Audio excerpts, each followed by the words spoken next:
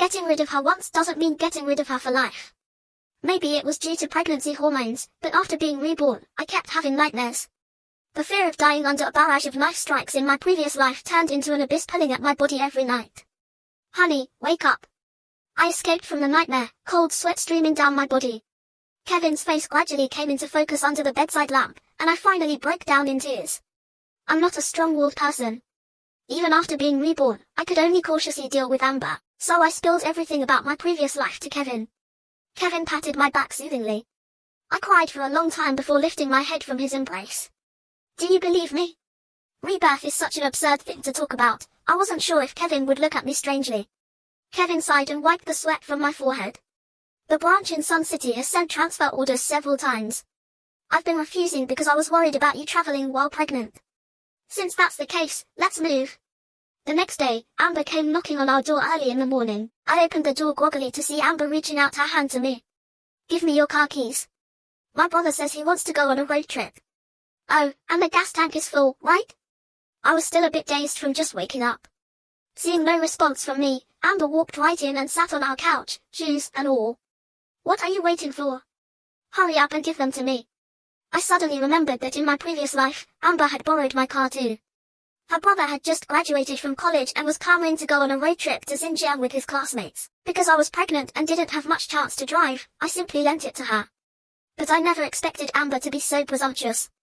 Not only did she make me fill up the gas tank, but she also repeatedly asked me to transfer money to her brother for gas during the trip, threatening to abandon the car on the road and make her brother take the high-speed rail back if I didn't. The car was a wedding gift from my family, so I couldn't possibly let her abandon it on the road. I had no choice but to give in and send money for gas. When her brother returned, the car was filthy and the seats were badly damaged. When I sent it to the repair shop, Amber disappeared. The next time we met, she didn't mention compensation at all. I calmly replied, didn't Eric just buy a new car? My husband's car is too expensive to lend to my brother for such a long trip. Your car isn't worth much, so it's perfect for him to practice with. Don't you have your own car? I need my car too. If I lend it to him, what am I supposed to drive? I almost laughed at her words. Amber really knew how to be generous with other people's possessions. I can't lend you the car. I'm planning to sell it at the used car dealership tomorrow. This was true. After discussing moving with Kevin, I had decided to sell the car. Amber was stunned, her tone agitated. Why are you selling the car? She looked as if I was selling her car. The economy's been tough this year, and our income has dropped. I want to help lighten Kevin's burden a bit. How about this then? Wait until my brother gets back from his road trip before you sell it. It won't make much difference to wait a bit longer. She spoke reasonably, but I hadn't forgotten.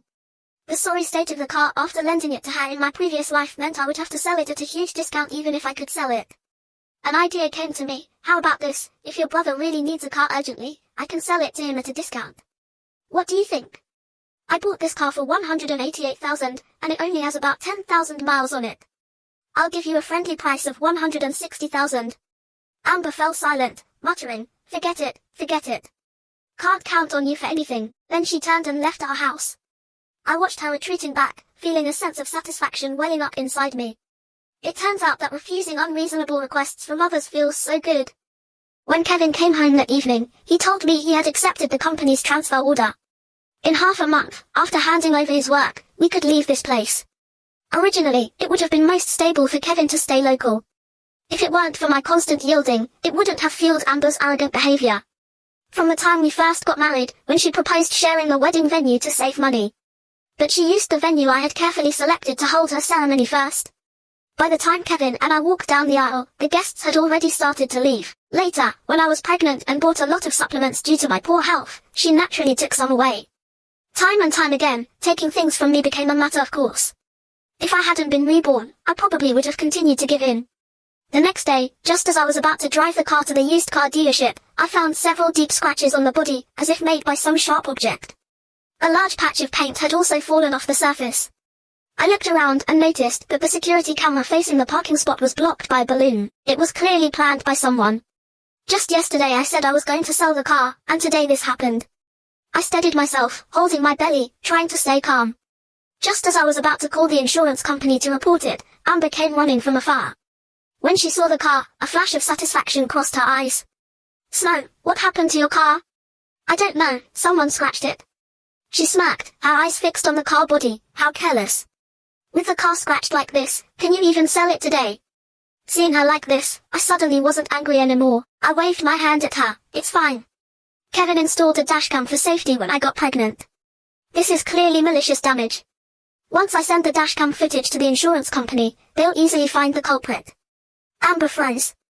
Seeing that I was about to make a call, she panicked and pressed down on my hand. Snow, don't be so hasty to call the insurance company. The scratches don't look that deep. You can just touch up the paint yourself. I pretended to be angry and raised my voice. Amber, what are you saying?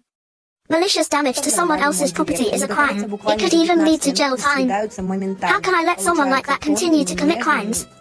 Besides, with the car scratched like this, I probably can't get a good price even if I sell it. Hearing me mention crime, Amber's face turned even paler.